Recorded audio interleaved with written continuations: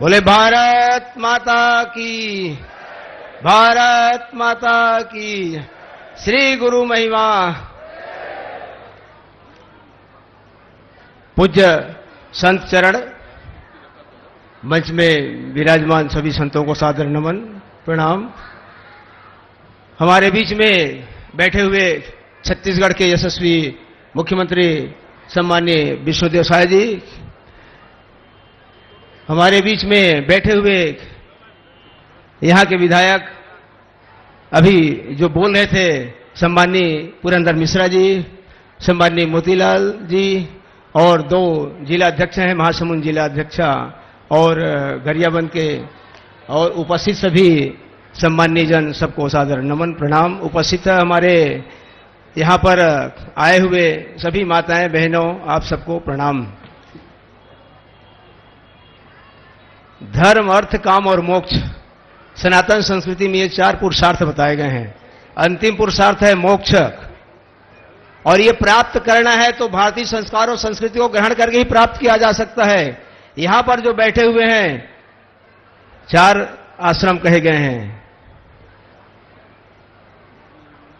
4 आश्रम में संन्यास आश्रम सबसे महत्वपूर्ण है। मैं सुबह 4 बजे के आसपास आया और यहां पर देख रहा था कि छोटे छोटे बालक 8 साल 9 साल के भी संन्यास की दीक्षा ले रहे हैं। मैं देखा कि वास्तविक में ये प्रेरणा कहां से प्राप्त हो रही है।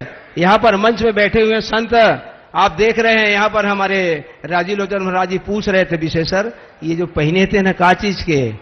मैं कहा कि महाराज जी ये जो है वृक्ष का कुम्ही वृक्ष बोले उसका छाल है, और ये भोजन करते हैं तो भोजन जो है छाया के नहीं, आकाश, खुले आकाश में भोजन करते हैं। ऐसा त्याग तपो में वृत्ति तपो जिसके लिए सनातन संस्कृति बचा हुआ है, अंतिम पुरुषार्थ है मोक्ष, उसको प्राप्त करते हैं। वो सनातन संस्कृति में ही प्राप्त किया जा सकता है। ऐसे उदात्त और विश्व को, मनुष्य को पूर्ण मनुष्य बनाने में सक्षम, और आत्म तत्व को पहचानने में, ईश्वर कहीं बाहर नहीं है, अन्यत्र नहीं है। ईश्वर अंश सजीव राशि चेतन अमल सत सुख राशि वो अपने अंदर में है।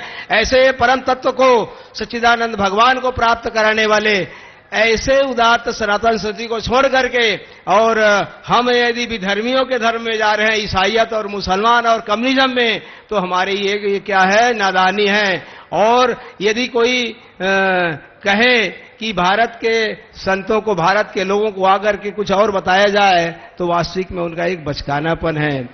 मैं आप सब लोगों से यही निवेदन करना चाहूंगा कि हमारे सनातन संस्कृतियों को बचाए रखने के लिए यहाँ जो पुण्य कार्य, यज्ञ कार्य किया जा रहा है। मैं 2017 में गया था काणसर की गौशाला में, बाबा उदयनाथ की गौशाला में। मैं देखा वास्तविक में वहां पर होली त्योहार के 2 दिन पहले से एक मेला लगता है। उस मेला में हजारों लोग सोए रहते हैं और सैकड़ों गाय उसके ऊपर से चलती है, किसी के ऊपर पैर तक नहीं पड़ता। बताइए चमत्कार है कि नहीं है।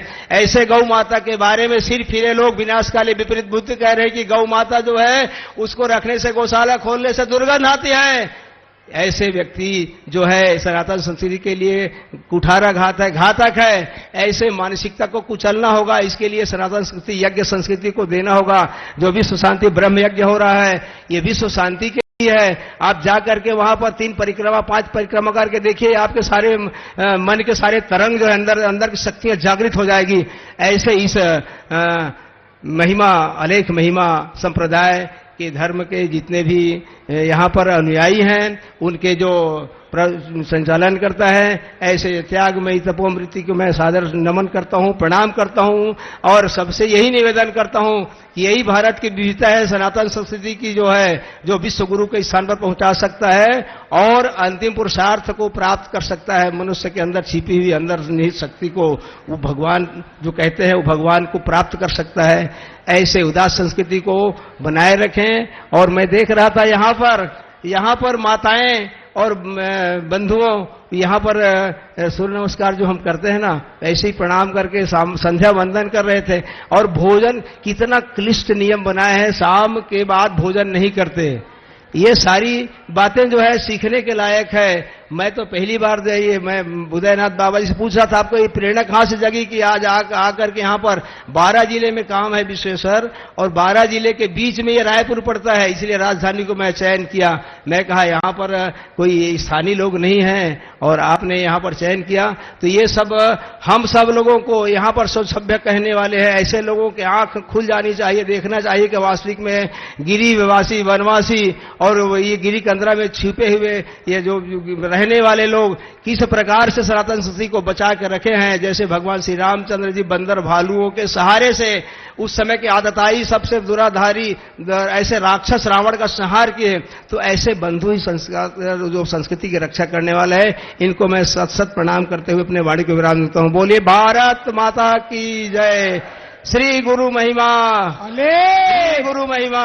अले